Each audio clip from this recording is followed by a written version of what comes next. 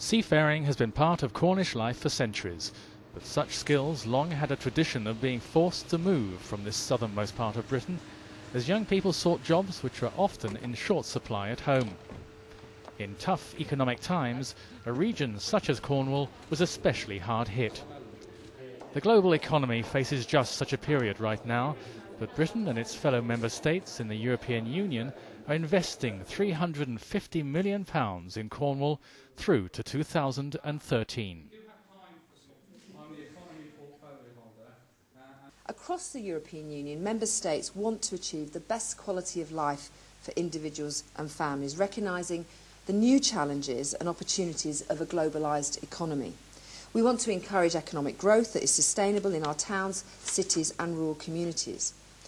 Achieving these goals depends in no small part on investing in training and education for young people and for people at all stages in their working lives. Highlights among these EU-funded projects are £37 million for enterprises such as the Marine Skills Centre.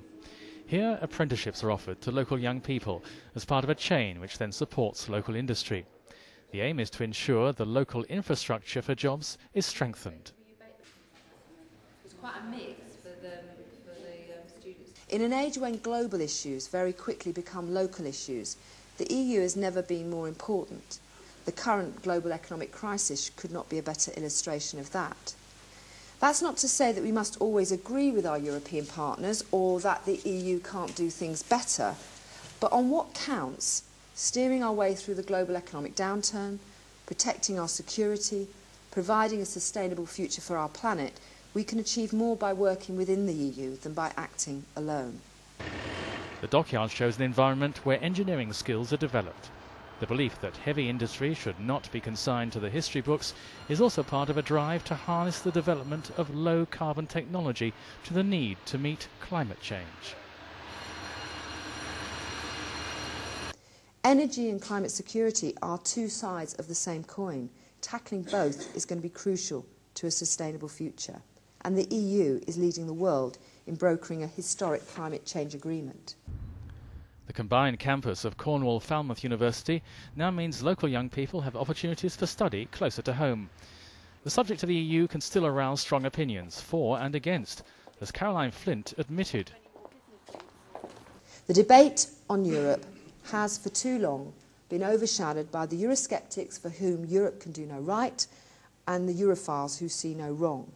The European Union isn't perfect and it's made mistakes, but against that are solid achievements in trade, business and jobs. Peace and security, which has extended human rights and democracy across our continent.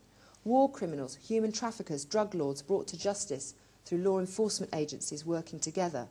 As consumers, we can better trust the food and goods we buy, enjoy lower mobile phone costs, and know that wherever we travel in the EU, if we become ill, health services are there for us. This EU-funded project began 2 years ago and will run through to 2013. As elsewhere in the European Union, such schemes seek to develop local talent to help communities and infrastructure maintain their lifelines, especially when the world economy is facing such current uncertainty.